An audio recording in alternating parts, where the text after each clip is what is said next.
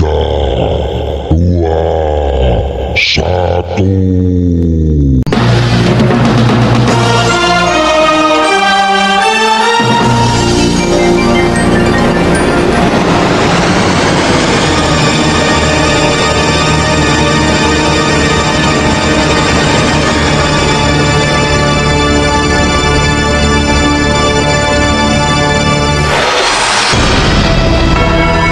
PT Radio Istana Siar FM Bojonegoro mempersembahkan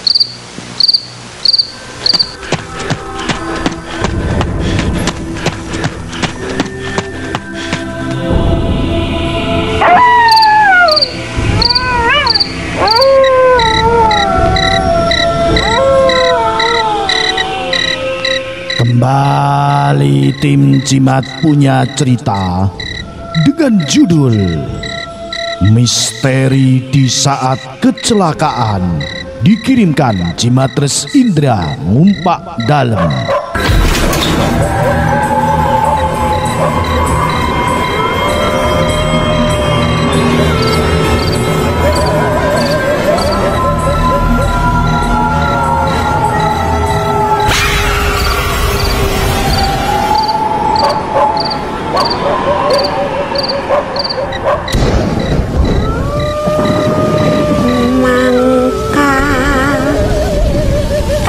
Teneng tomo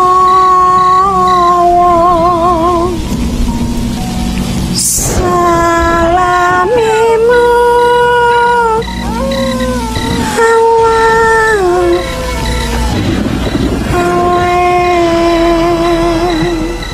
Mungkin belum saatnya atau masih dalam lindungan Allah Subhanahu wa Ta'ala.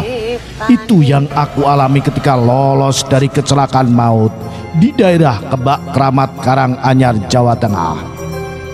Tahun 1999 sampai 2004, aku masih sering mondar-mandir Surabaya Solo. Tugasku di Solo sementara rumahku di Surabaya, menyebabkan hampir tiap 3 sampai 5 hari sekali aku naik bis jurusan Surabaya Solo. Dari Surabaya biasanya aku berangkat pukul 2 pagi. Biasanya bis-bis Surabaya jam segitu betul-betul ngejos. Waktu tempuh yang normalnya 6-7 jam bisa diringkas hingga tinggal 4 jaman. Spot jantung mesti, karena sopirnya lebih suka tancap gas daripada nginjak rem. Sementara kalau dari Solo aku milih pulang jam 10 malam. Sama-sama enak, tinggal tidur saja.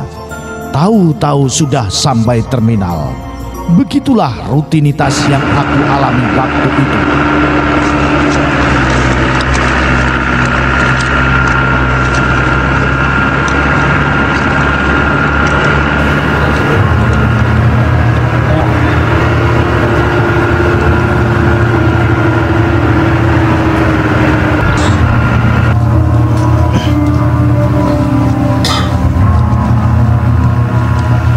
Pukul 2:15 bis Patas SK jurusan Surabaya Jogja sudah meninggalkan terminal Bungurasi. Penumpangnya tidak begitu banyak, cukup longgar. Mulai raya Klatek bis sudah tancap gas terus. Aku milih duduk di belakang sopir, tempat duduk yang menurut naluriku lebih aman. Karena berdasarkan statistik kecelakaan yang pernah aku baca, umumnya kecelakaan bis selalu memakan korban yang duduk di deretan sebelah kiri, sementara di deretan kanan lebih aman. Mungkin ini naluri seorang supir, karena biasanya yang dimakankan mesti kernetnya. Lepas dari rumah makan aku mulai merasa agak ngantuk. Maklum, hampir 3 jam mata enggan dipejamkan. Tidak tahu kok malam itu susah tidur. Entah sadar atau tidak, mungkin masih pada fase theta. Aku melihat di kaca samping tempat dudukku ada seorang perempuan cantik dengan rambut hitam panjang tersenyum kepadaku. Tangannya yang kuning langsat seperti membawa seikat kembang mawar. Bibirnya nampak merah merona dengan mata yang riip-riip mirip Luna Maya. Perempuan itu nampak sedang menari dengan lincahnya, iringannya lagu-lagu campur sarian. Aku sendiri merasa heran, namun nalarku seolah mati. Aku mengikuti tarian itu dengan seksama dan sedikit menikmati. Setelah selesai menari, perempuan itu seolah melayang dan sudah ada di sisiku. Asik, duduknya pindah ya. Jangan di sini, tapi di situ loh. Katanya sambil menunjuk ke deretan kelima sebelah kanan. Duh, kenapa mbak? Tanyaku agak tidak suka. Sudahlah Masih, sebaiknya pindah dari sini ya.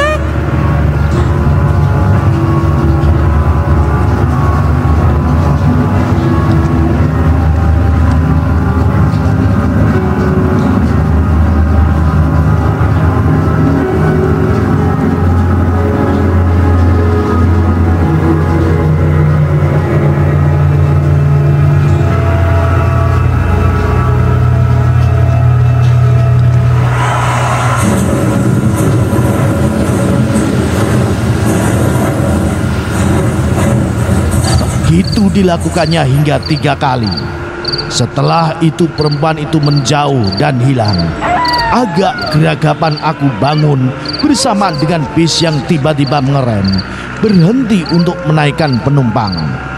2 orang penumpang naik, seorang ibu dengan anaknya.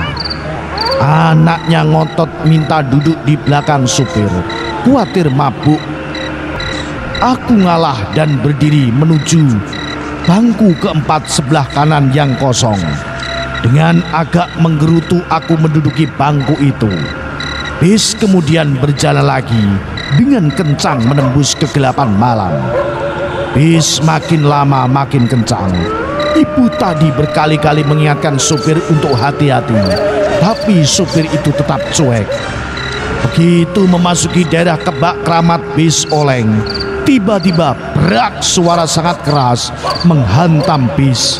Bis menabrak Travel Air dengan sangat keras dan baru berhenti setelah menabrak pohon asem besar yang ada di depan makam Kebak Kramat, dan pandanganku menjadi gelap.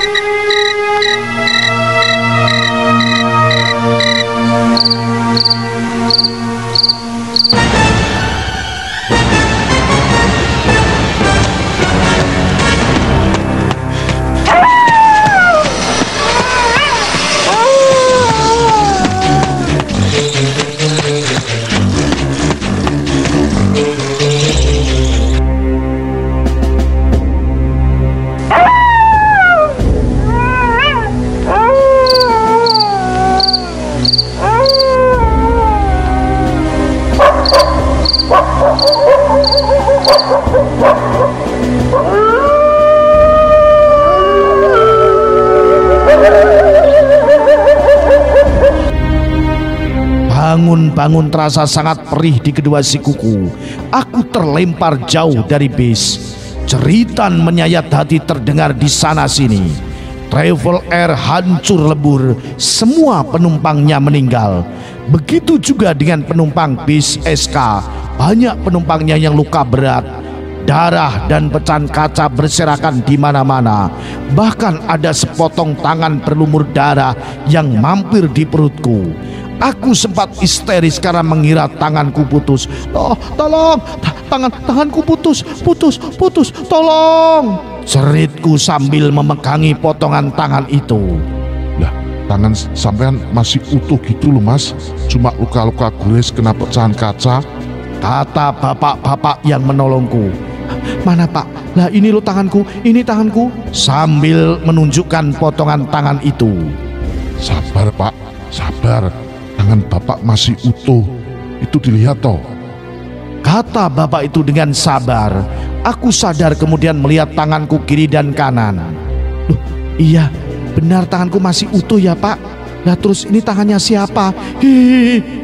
Sambil melempar tangan itu ke bawah, badanku terasa dingin dan mata mulai semerepet, mau pingsan lagi. Aku kemudian dibawa ke pinggir halaman sebuah warung soto. Dari tempat itu aku baru bisa melihat dengan jelas dahsyatnya tabrakan itu. Banyak penumpang yang bergelimpangan, sebagian masih mengerang sakit, tapi sebagian lagi pingsan. Bahkan ada yang tidak ngukup alias meninggal. Bisku sendiri hancur di bagian depan. Yang membuat tambah bergidik ternyata sopir dan ibu serta anaknya duduk di belakangnya meninggal. Jenazahnya belum bisa dikeluarkan karena terjepit bangku dan pintu. Melihat itu aku kembali sujud syukur bahwa aku sadari arti peringatan dari perempuan misterius yang berkali-kali memintaku pindah tempat duduk tadi. Perempuan yang seingatku keluar dari kaca jendela, menari dan kemudian ngotot minta aku pindah tempat duduk. Berkali-kali aku menyebut nama Allah, Allah, Allah.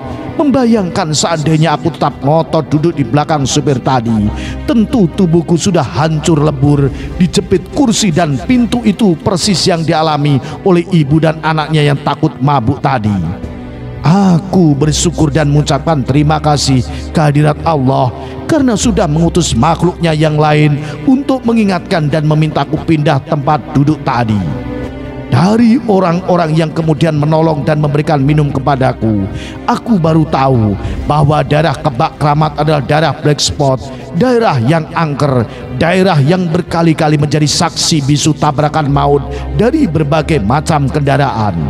Sudah banyak korban yang luka-luka dan meninggal akibat kecelakaan di makam Kebak Keramat itu. Tak heran bila banyak sopir yang kemudian membunyikan klakson atau menyalakan lampu dim 2 kali. Bahkan tak jarang ada yang melemparkan koin 1000-an atau 500-an rupiah sekitar jalan itu supaya kalis ing sambikolo, alias supaya terhindar dari musibah. Aku hanya geleng-geleng kepala sambil meringis kesakitan mendengar keterangan itu. Aku tidak cerita tentang perempuan yang sudah mengingatkanku tadi malam. Bagiku perempuan tadi tetap menjadi misteri terbesar dalam kehidupanku. Menjadi tangan Allah Subhanahu wa Ta'ala untuk menyelamatkanku sehingga aku masih bisa cerita seperti saat ini.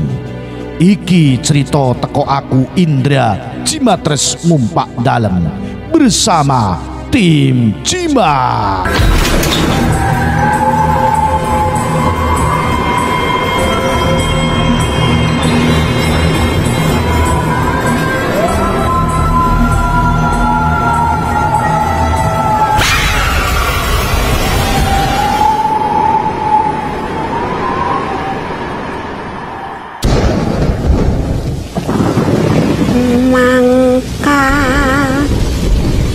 Kanteneng tomowo salamimu awang